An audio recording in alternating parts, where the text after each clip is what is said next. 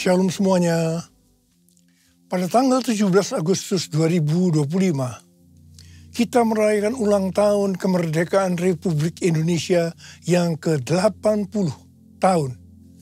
Tuhanlah yang memberikan kemerdekaan bagi Indonesia dari segala bentuk penjajahan. Dirgahayu Republik Indonesia. Keadaan dunia secara global sedang tidak baik. Seperti yang saya sampaikan sejak awal tahun 2025, bahwa sekarang kita berada di tahun 2025, tahun yang sukar, sulit, peperangan, bencana alam, ketidakpastian, krisis ekonomi yang semakin intens. Kita harus banyak berdoa untuk Indonesia. Janji Tuhan dalam 2 Tawarekh 7 ayat 13 dan 14 berkata, "Bila mana aku menutup langit sehingga tidak ada hujan, dan bila mana aku menyuruh belalang memakan habis hasil bumi, dan bila mana aku melepaskan penyakit sampar di antara umatku, dan umatku yang atasnya namaku disebut, merendahkan diri, berdoa, dan mencari wajahku, lalu berbalik dari jalan-jalan yang jahat, maka aku akan mendengar dari sorga, dan akan mengampuni dosa mereka, serta memulihkan negeri mereka." Haleluya! Damailah Indonesiaku, damailah Indonesiaku, lawatan Allah terjadi, damailah Indonesiaku, damailah Indonesiaku.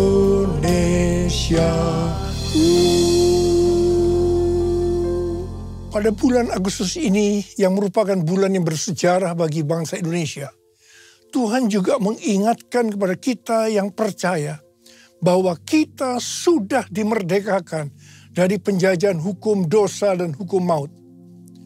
2 Korintus 3 ayat 17 berkata, "Sebab Tuhan adalah roh, dan di mana ada roh Tuhan, di situ ada kemerdekaan." Haleluya! 1 Korintus 3 ayat 16 berkata, "Tidak tahukah kamu bahwa kamu sekalian adalah bait Allah dan bahwa roh Allah tinggal di dalam kamu?" 1 Korintus 6 ayat 19 dan 20 berkata, "Atau tidak tahukah kamu bahwa tubuh kamu semua adalah bait Roh Kudus yang tinggal di dalam kamu, roh yang kamu peroleh dari Allah, dan bahwa kamu bukan milik kamu sendiri, sebab kamu telah dibeli dan harganya telah lunas dibayar. Karena itu muliakanlah Allah dengan tubuhmu." Kita adalah bait Allah atau bait Roh Kudus. Karena itu kita sudah dimerdekakan dari hukum dosa dan hukum maut. Karena kita adalah bait Allah atau bait Roh Kudus, maka tubuh ini bukan milik kita sendiri. Kita telah dibeli dan harganya telah lunas dibayar. Karena itu muliakanlah Allah dengan tubuhmu. Kita dibeli dari tangan iblis dengan darah Tuhan Yesus. Ya, sebelum kita percaya kepada Tuhan Yesus, kita di bawah kekuasaan iblis. Setelah kita menjadi orang percaya, kita adalah milik Tuhan Yesus. Karena itu kita harus memuliakan Allah dengan tubuh kita. Galatia 5 ayat 13 berkata, "Saudara-saudara, memang kamu telah dipanggil untuk merdeka. Namun janganlah mempergunakan kemerdekaan itu sebagai kesempatan untuk hidup dalam dosa. Melainkan layanilah seorang akan yang lain dengan kasih." 1 Petrus 2 ayat 16 berkata, "Hiduplah sebagai orang merdeka, dan jangan menyalahgunakan kemerdekaan itu untuk menyelubungi kejahatan-kejahatan, melainkan hiduplah sebagai hamba Allah." Ayat ini mengingatkan agar kita hidup sebagai hamba Allah, yaitu hidup jujur, tidak berpura-pura. Kita sudah dimerdekakan. Kita yang sudah dimerdekakan, jangan hidup dalam dosa lagi. Kita harus saling mengasihi satu dengan yang lainnya. Roma 6 ayat 22 berkata, "Namun sekarang, setelah kamu dimerdekakan dari dosa, dan setelah kamu menjadi hamba Allah. Kamu beroleh buah yang membawa kamu kepada pengudusan, dan sebagai kesudahannya ialah hidup yang kekal. Setelah kita dimerdekakan dari dosa, setelah kita menjadi hamba Tuhan, kita harus berbuah yang membawa kita kepada pengudusan dan terus-menerus dikuduskan, sehingga menjadi serupa dengan gambarnya, dan akhirnya kita mendapatkan hidup kekal selama-lamanya. Katakan amin. Dalam Yohanes 8 ayat 31 dikatakan, jikalau kamu tetap dalam firman-Ku, kamu benar-benar murid-Ku. Sebagai orang yang sudah dimerdekakan, kita harus tetap memelihara kehidupan kita, agar tetap sebagai orang yang merdeka. Karena itu, kita harus hidup sesuai dengan firman-Nya. Kerjakanlah keselamatanmu dengan takut dan gentar, yaitu dengan cara hidup sesuai dengan firman Tuhan. Kalau kita hidup sesuai dengan firman-Nya, maka kita akan mengetahui kebenaran. Dan kebenaran itu yang akan memerdekakan kita. Firman-Mu pelita bagi kakiku, terang bagi jalanku. Firman-Mu pelita bagi kakiku, terang bagi jalanku. Waktu ku bimbang dan hilang jalanku, tetaplah Kau di sisiku. Dan takkan ku takut asal Kau di dekatku, besertaku selamanya.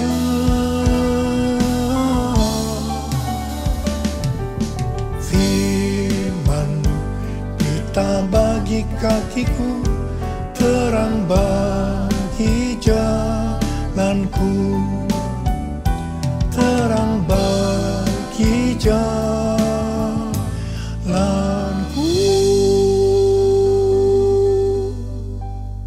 Kita sebagai bait Allah atau bait Roh Kudus harus hidup dipimpin oleh Roh Kudus, bukan hidup menurut daging.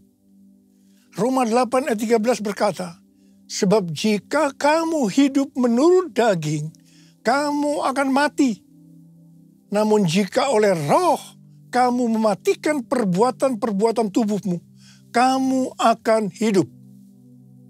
Galatia 5 ayat 19 sampai dengan 21 berkata, perbuatan daging telah nyata, yaitu percabulan, kecemaran, hawa nafsu, penyembahan berhala, sihir, perseteruan, perselisihan, iri hati, kemarahan, kepentingan diri sendiri, percekcokan, perpecahan, kedengkian, bermabuk-mabukan, pesta pora, dan sebagainya. Terhadap semuanya itu kuperingatkan kamu, seperti yang telah kulakukan dahulu, bahwa siapa saja yang melakukan hal-hal demikian tidak akan mendapat bagian dalam kerajaan Allah. Barang siapa milik Kristus Yesus, ia telah menyalibkan daging dengan segala hawa nafsu dan keinginannya. Jikalau kita hidup oleh Roh, baiklah kita hidup juga dipimpin oleh Roh, sehingga akan menghasilkan buah Roh. Seperti yang terdapat dalam Galatia 5 ayat 22 dan 23, buah Roh ialah kasih, sukacita, damai sejahtera, kesabaran, kemurahan, kebaikan, kesetiaan, kelemah lembutan, penguasaan diri. Tidak ada hukum yang menentang hal-hal ini. Ini adalah karakter Tuhan Yesus. Kita harus menjadi serupa dengan gambarnya. Artinya harus menjadi muridnya. Saudara, goal kita sebagai orang percaya adalah menjadi serupa dengan gambarnya. Artinya kita menjadi muridnya. tugas utama kita sebagai murid Tuhan Yesus adalah menjadikan semua bangsa menjadi murid. Artinya tugas utama kita tanpa melihat profesi kita adalah menyelesaikan amanat agung. Ini aku Tuhan, utuslah aku sampai generasiku diselamatkan. Ini aku Tuhan, utuslah aku sampai generasiku diselamatkan. Sampai generasiku diselamatkan. Sampai generasiku diselamatkan. Bulan yang lalu kita berbicara tentang target penyelesaian amanat agung tahun 2033. Tuhan akan menuntun kita melalui kuasa Roh Kudus. Kita akan dituntun Tuhan melalui tiang awan dan tiang api. Pada tahun-tahun yang terakhir, kita dituntun yang pertama, everyone di Amsterdam tahun 2023. Kemudian yang kedua, everyone Asia di SICC tahun 2024. Yang ketiga, Simposium Pentakosta ketiga di Church of God, Cleveland, Tennessee tahun 2024. Kemudian yang keempat, Planet Shakers Abundance Store bersama Russell Evans di SICC pada Juli 2025 yang dihadiri oleh lebih dari 95% anak-anak muda. Pada hari Jumat tanggal 4 Juli 2025, ketika saya membuka acara Planet Shakers Abundance Store, saya mendengar teriakan cucu-cucu, "Opa, opa, opa." Itu sangat berkesan sekali bagi saya. Saya merasakan Tuhan sedang berbicara kepada saya, kamu harus membawa cucu-cucu ini untuk masuk tahun 2033 menyelesaikan amanat agung. Pada tanggal 8 Juli hari Selasa, salah satu gembala kita mendapat penglihatan yang disampaikan kepada saya bahwa dia melihat ribuan anak muda dengan pakaian prajurit yang lengkap siap berperang, menunduk ke bawah menunggu perintah dari saya. Prajurit-prajurit muda tersebut menunggu perintah, siap berperang. Dia melihat juga begitu lama mereka menunggu perintah karena mereka sudah siap berperang. Ketika saya diberitahu tentang penglihatan ini, saya doakan. Tiba-tiba saya diingatkan nubuatan Pastor Russell Evans di acara Planet Shakers yang lalu. Dia berkata begini, saya di sini untuk mendeklarasikan, untuk memperkatakan bahwa Pentakosta ketiga ada di sini. Ada di sini. Gerakan Tuhan yang terbesar akan dinyatakan melalui kehidupanmu. Kehidupanmu. Kehidupanmu.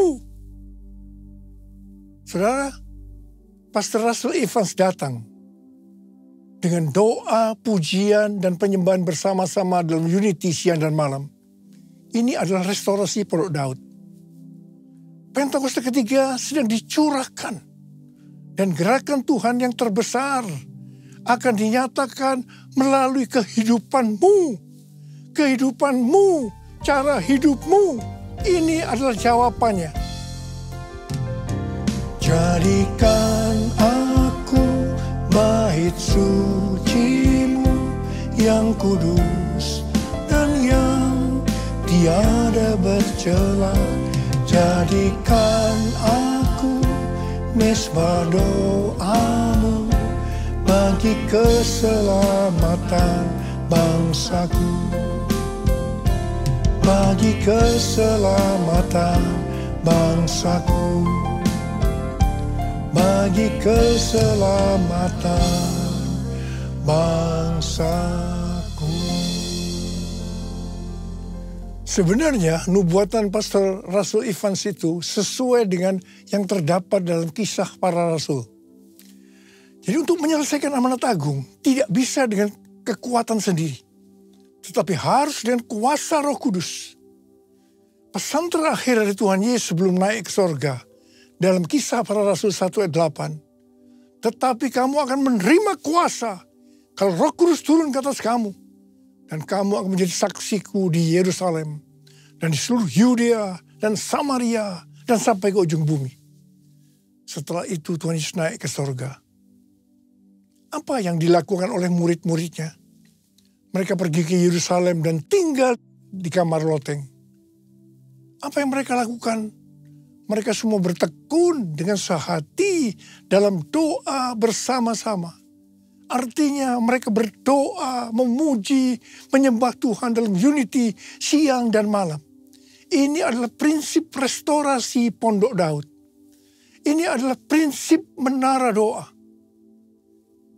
Jadi dalam menantikan pencurahan Roh Kudus yang disebutkan Pentakosta pertama, para murid melakukan ini. Setelah 10 hari, yaitu pada hari raya Pentakosta, terdengarlah seperti tiupan angin keras. Kemudian tampaklah lidah-lidah seperti nyala api, hinggap kepada mereka masing-masing. Mereka dipenuhi Roh Kudus, dan mereka mulai berkata-kata dalam bahasa roh. Setelah murid-murid dipenuhi Roh Kudus dengan tanda awal berbahasa roh, apa yang terjadi? Yang pertama, Petrus berkhotbah sekitar 5 menit. Kira-kira 3.000 orang bertobat dan dibaptis. Wow! Petrus berkhotbah dengan kuasa Roh Kudus. Pada zaman itu populasi penduduk dunia sekitar 255 juta orang. Sekarang penduduk dunia sekitar 8 miliar. Jadi 3.000 orang yang bertobat dan dibaptis pada waktu itu. Itu setara dengan sekitar 94.000 orang pada saat ini. Saya percaya hal ini juga bisa terjadi pada saat ini. Yang percaya katakan amin. Hal yang kedua, setelah murid-murid Tuhan Yesus dipenuhi dengan Roh Kudus, mereka dipakai untuk menyatakan tanda-tanda dan mujizat. Sehingga banyak orang yang bertobat. Petrus dan Yohanes menyembuhkan orang lumpuh sejak lahir. Bayangan Petrus saja bisa menyembuhkan orang sakit. Sapu tangan atau kain yang pernah dipakai Paulus, jika diletakkan pada orang sakit atau yang dirasuk setan, maka orang itu sembuh. Dalam Markus 16 ayat 15 sampai dengan 18, Tuhan Yesus berkata, bahwa kalau kita pergi untuk memberitakan Injil, maka tanda-tanda dan mujizat akan menyertai kita. Saya teringat sejak tahun 2006 sampai dengan tahun 2019, saya diperintahkan oleh Tuhan untuk mengadakan kebaktian kesembuhan ilahi. Selama 13 tahun ini, saya sudah mengadakan 318 kali kebaktian kesembuhan ilahi. Setiap kali berkhotbah, saya pasti memberitakan Injil. Tanda-tanda dan mujizat terjadi. Saya diizinkan Tuhan untuk melihat dan mengalami mujizat seperti yang dilakukan oleh Tuhan Yesus 2000 tahun yang lalu. Hal yang ketiga, setelah murid-murid Tuhan Yesus dipenuhi dengan Roh Kudus, maka cara hidup mereka berubah sehingga banyak orang yang bertobat. Yang pertama, mereka bertekun dalam pengajaran rasul-rasul dan dalam persekutuan. Bagi kita, ini juga bisa diartikan mereka suka membaca Alkitab. Kalau kita suka membaca Alkitab, ini akan menuntun jalan hidup kita. Hidup benar sesuai dengan firman Tuhan. Kita akan menjadi orang yang berintegritas. Dan itu akan membuat orang lain bertobat. Yang kedua, perubahan cara hidup yang membuat banyak orang bertobat adalah mereka selalu berkumpul, memecahkan roti dan berdoa. Ini bisa diartikan mereka hidup dalam unity dan suka berdoa. Hari-hari ini saya melihat melalui menara doa bahwa ada doa, pujian, dan penyembahan dalam unity siang dan malam. Saya percaya kalau Tuhan sudah berikan kepada kita beban untuk berdoa seperti ini, maka ini merupakan tanda bahwa Pentakosta ketiga yang dahsyat akan turun. Dan akan terjadi penuaian jiwa yang terbesar dan yang terakhir sebelum Tuhan Yesus datang kembali. Yang ketiga, perubahan cara hidup jemaat yang membuat banyak orang bertobat, yaitu karena mereka suka memberi, sehingga tidak ada yang berkekurangan. Hari-hari ini Tuhan Yesus menghendaki agar kita suka memberi. Tuhan Yesus berkata dalam Lukas 6 ayat 38, berilah dan kamu akan diberi. Suatu takaran yang baik, yang dipadatkan, yang diguncang, dan yang tumpah keluar akan dicurahkan ke dalam pangkuanmu. Sebab ukuran yang kamu pakai untuk mengukur akan diukurkan kepadamu. Haleluya. Yang keempat, perubahan cara hidup jemaat yang membuat banyak orang bertobat, yaitu mereka selalu bergembira dan dengan tulus hati sambil memuji Allah. Hidup dengan tulus hati artinya hidup sebagai orang yang berintegritas. Jadi perubahan-perubahan yang terjadi dalam cara hidup jemaat yang membuat banyak orang bertobat adalah yang pertama, mereka suka membaca Alkitab. Yang kedua, mereka suka berdoa dan hidup dalam unity. Dan yang ketiga, mereka suka memberi. Dan yang keempat, mereka suka memuji Allah dan bergembira, tulus hati atau hidup berintegritas. Dikatakan dalam Alkitab bahwa mereka disukai semua orang dan tiap-tiap hari jumlah orang yang diselamatkan bertambah. Haleluya! Tuntunan Tuhan untuk menyelesaikan amanat agung dengan target tahun 2033. Yang pertama, kita harus lebih banyak lagi berdoa, memuji, dan menyembah Tuhan dalam unity siang dan malam. Waktu kita melakukan ini, pencurahan Roh Kudus dalam era Pentakosta ketiga ini akan terjadi lebih dahsyat lagi. Itu yang akan membuat cara hidup kita berubah. Perubahan cara hidup kita akan mengakibatkan penuaian jiwa yang terbesar dan terakhir. Dan sesudah itu Tuhan Yesus datang kembali. Haleluya! Mari kita angkat tangan kita di depan Tuhan. Oh God, I worship you. Oh God, I worship you. Be glorified and magnified. Oh God, I worship you. Sekali lagi. Oh God, I worship you. Oh God, I worship you. Be glorified and magnified. Oh God, I worship you.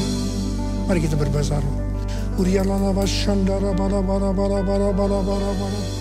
Urialala bara bara bara bara bara bara bara bara bara bara bara. Urala bara bara bara bara bara bara bara bara bara bara. Tuhan urapi kami ya Tuhan. Urapi kami. Curahkan kuasa Roh Kudus. Kuasa, kuasa, kuasa Roh Kudus. Oh terima, terima, terima, terima, terima, terima.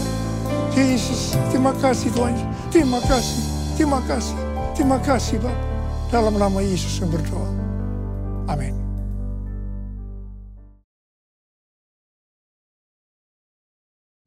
Kita akan masuk dalam perjamuan kudus.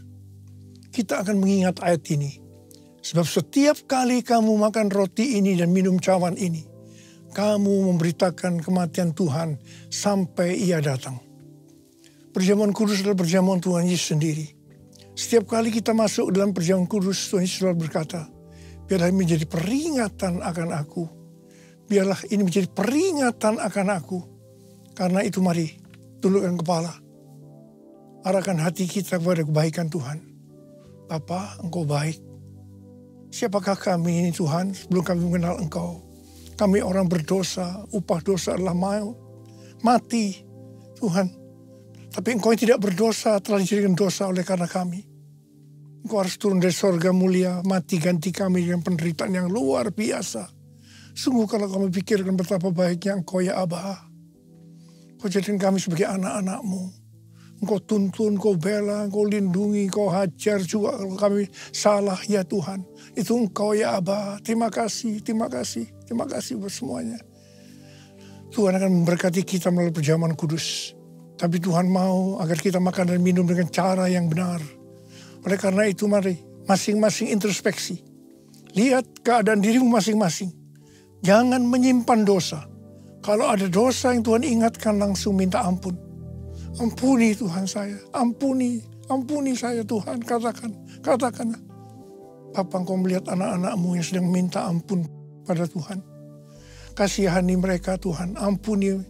Layakkan kami untuk masuk dalam perjamuan kudus. Kami akan masuk dalam perjamuan kudus dengan hati yang penuh ucapan syukur.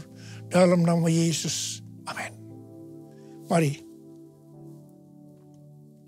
Angkat roti di tangan kanan kita tinggi-tinggi. Sebab apa yang telah kuteruskan kepadamu telah aku terima dari Tuhan. Yaitu bahwa Tuhan Yesus pada malam waktu ia diserahkan mengambil roti. Dan sesudah itu ia mengucap syukur atasnya. Ia memecah-mecahkannya. Dan berkata, inilah tubuhku yang diserahkan bagi kamu.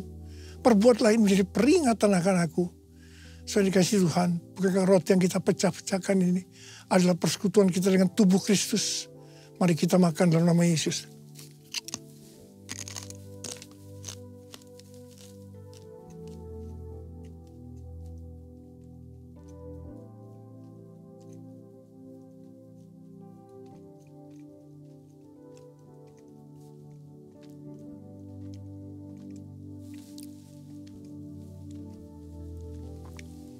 Angkat cawan di tangan kanan kita tinggi-tinggi. Demikian juga yang mengambil cawan sudah makan lalu berkata, cawan ini adalah perjanjian baru yang dimeteraikan oleh darahku. Perbuatlah ini setiap kali kamu meminumnya menjadi peringatan akan aku. Saudara kasih Tuhan, bukankah cawan pengucapan syukur yang atasnya kita ucapkan syukur adalah persekutuan kita dengan darah Yesus. Mari kita minum dalam nama Yesus.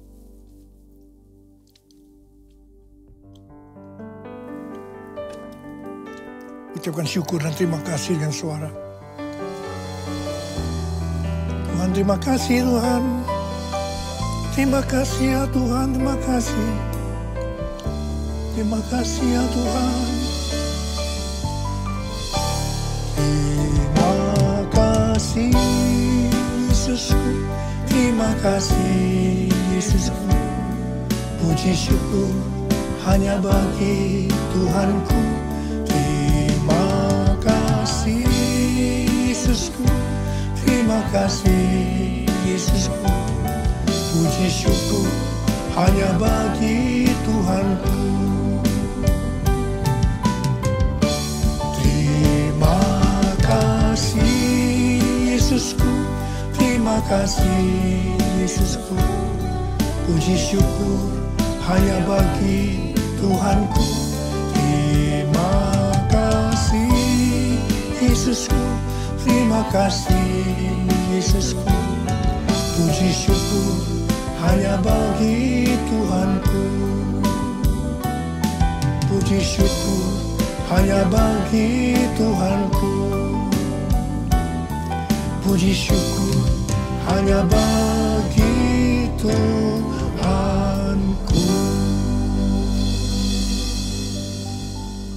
Sekarang terimalah berkat Tuhan. Kasih karunia yang berlimpah-limpah daripada Allah Bapa dalam Anak yang tunggal Yesus Kristus. Persekutuan yang manis dengan Roh Kudus menyertai kita semua mulai hari ini sampai Tuhan Yesus datang menjemput kita di awan-awan dan bahkan sampai selama-lamanya. Yang percaya bersama-sama katakan amin.